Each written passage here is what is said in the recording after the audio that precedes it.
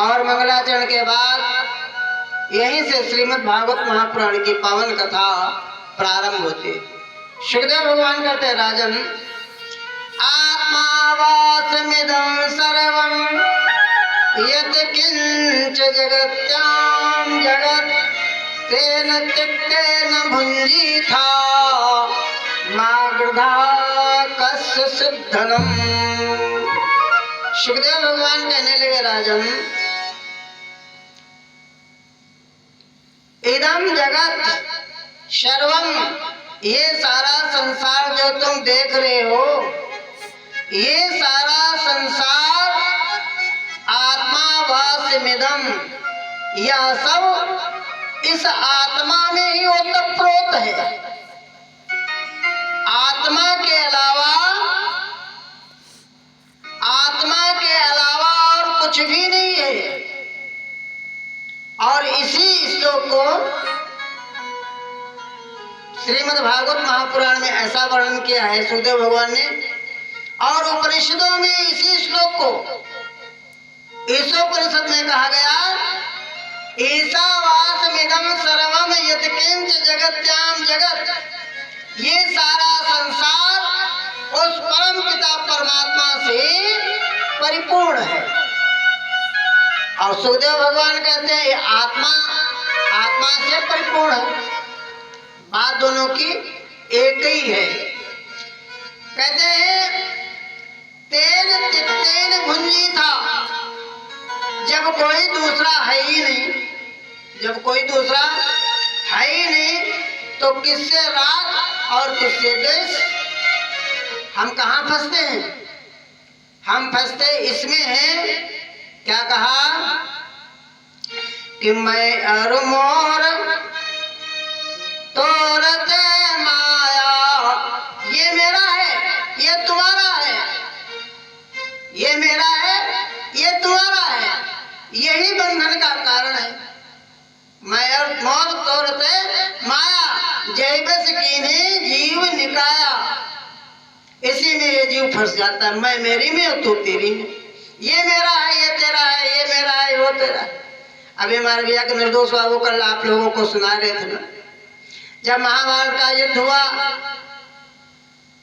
और युद्ध के पश्चात अर्जुन कहने लगे, मैंने इस महाभारत में सबसे सर्वाधिक मैंने वीरों को मारा है।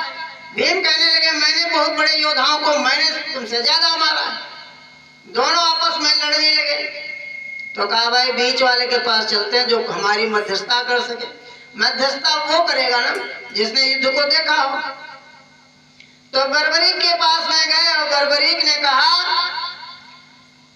अरे भीम और अर्जुन, एक तुम सब लोग जो लड़ झगड़ रहे हो ना, ये हमारे थे, वो उनके थे। मैंने यहाँ केवल एक ही व्यक्ति को देखा और वो थे भगवान श्याम सुंदर। उसी बात को भगवान सुखदेव भगवान कहते हैं, आत्मावासमिदं, उस परमात्मा के सिवा कुछ है ही नहीं, उस परमात्मा के सिवा कुछ है ही नहीं। तो जब परमात्मा ही परमात्मा है, आत्मा ही आत्मा है, तो तत्र का मोहाकाशो का एकत्वामनुपस्थिति, तो कहाँ मोह और कहाँ सुख? क्या कहने लगे? बोलो सच्चिदानंद भगवान की। श्री राम जय जय राम।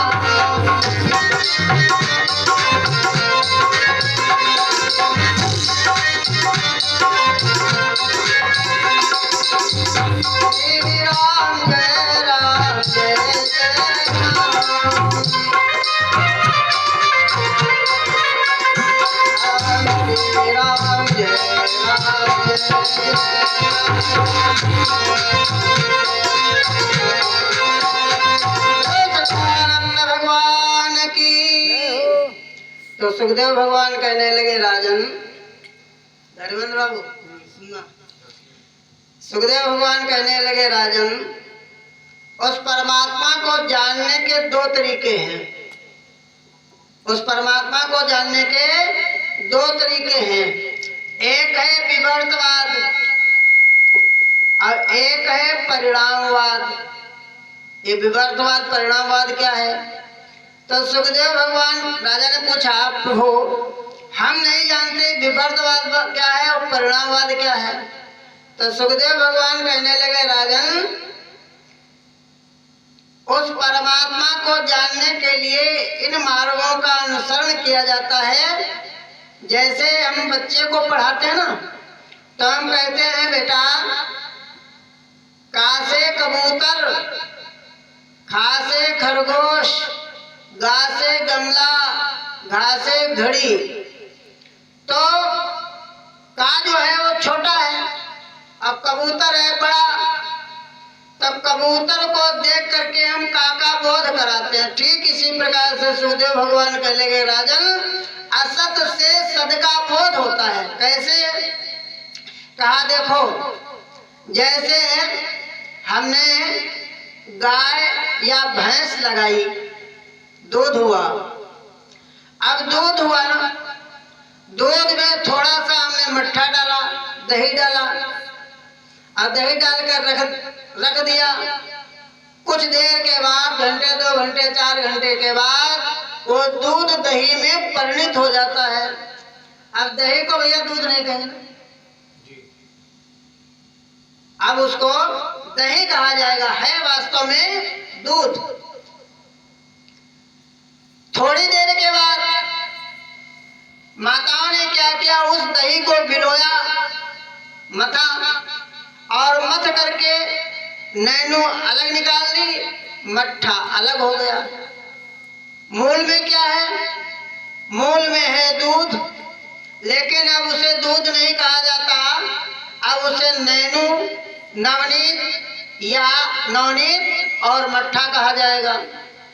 एक माता दूसरी आई, उन्होंने कढ़ाई रखी चूल्हे के ऊपर, और उसमें नैनो को डाला, आग जलाई, और उसमें से शुद्ध देशी घी निकल आया। है क्या? है दूध, लेकिन बदलते बदलते बदलते बदलते वो घी में परिवर्तित हो गया।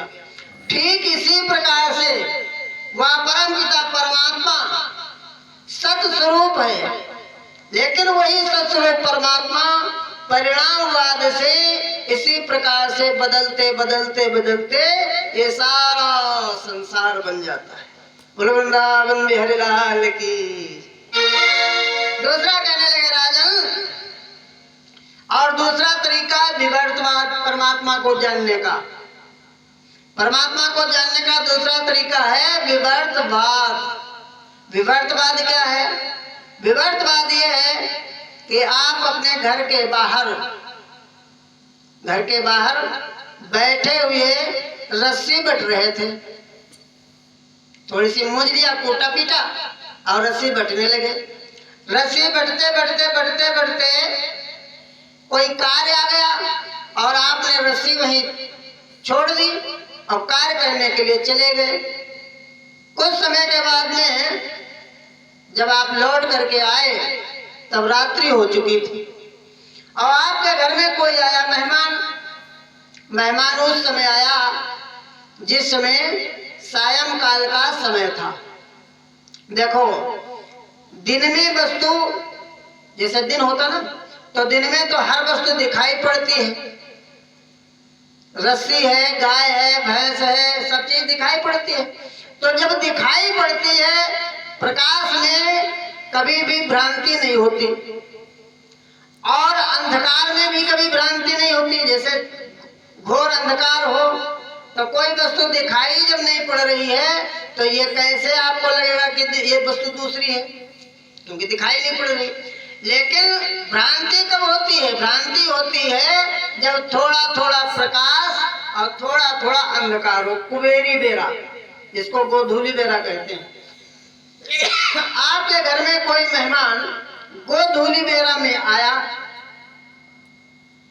तो सामने वो पड़ी थी रस्सी, उस रस्सी को उस व्यक्ति ने देखा और देख करके एकदम से चौंका और चिल्लाया, सर्प सर्प सर्प।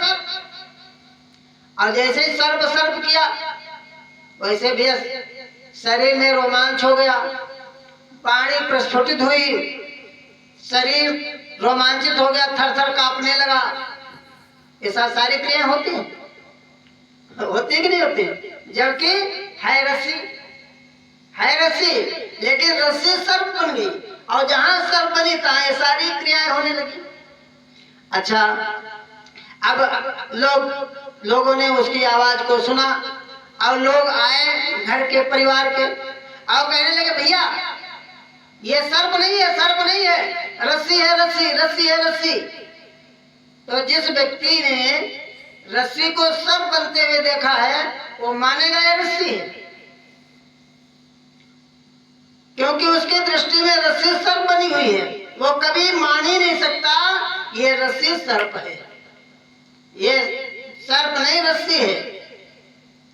लेकिन सज्जनों, आपने टार्च जलाया, और जैसे ही टार्च जलाया वैसे ही क्या हुआ, वैसे ही सर्प गायब हो गया और रस्सी दिखाई पड़ी। और जैसे ही रस्सी दिखाई पड़ी वैसे ही आपके जो अंदर जो विकार थे वो सारे विकार भी अपने आप स्वतः शांत हो जाते हैं। सुखदेव भगवान कहने लगे राजन, इस प्रकार से चाहे परिणामवाद से और चाहे विपर्तवाद से, दोनों के माध्यम से, चाहे जिस प्रकार से आप जानना चाहते हो उस प्रकार से उस प्रभु को इन्हीं माध्यमों से जाना जाता है, और कोई परमात्मा को जानने का उपाय नहीं है। तो परीक्षित ने पूछा, प्रभु बोलो सच्चिदानंद भगवान की। परीक्षित ने पूछा, प्रभु उस परमात्मा को जिस प्रकार से आपने बताया इस प्रकार से तो जानना बहुत मुश्किल है। तो सुखदेव भगवान ने कहा, राजन उसको जानने का एक और तरीका है। कहा वो कौन सा तरीका? कहा वो तरीका एक ये है कि जो ब्रह्म है, ब्रह्म है निर्गुण, निराकार, अव्यक्त, अनंत, ये सब ब्रह्म के विशेषण है। उस ब्रह्म में माया का आरोप कर लो, अध्यारोप अपवाद, इसको अध्यारोप और अपवाद कहते हैं वेदांत की भाषा में। का उस माया में, उस ब्रह्म में माया का आरोप कर लो। और जब माया का आरोप करेंगे तो माया त्रिगुणात्मिका, माया में है गुण, तो जैसे ही आरोप करोगे तो आकृति बन जाएगी। किसकी आकृति बनेगी? राम की, श्याम की, शिव की, गणेश की, हनुमान की, दुर्गा की। अब बैठ करके ध्यान करो। अच्छा, कोई आपसे कहे निशाना लगाओ, धनुष बाण दे दे, बंदूक दे दे, कहे निशाना लगाओ, निशाना काहे में लगाया जाए?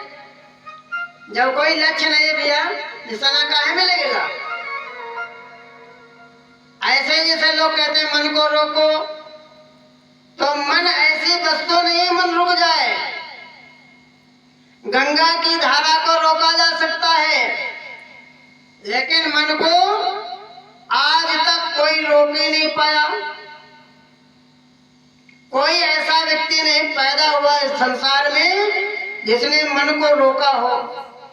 ये मन रुकने वाली वस्तु नहीं है। मन की केवल धारा को मोड़ा जाता है। जो मेरा मन इस संसार में, इन विषयों में, इन भोगों में लगा हुआ है, उससे हटा करके परमात्मा के चरण बिंदु में लगा दो, मन की धारा को मोड़ दो। बोलो सच्चिदानंद भगवान की।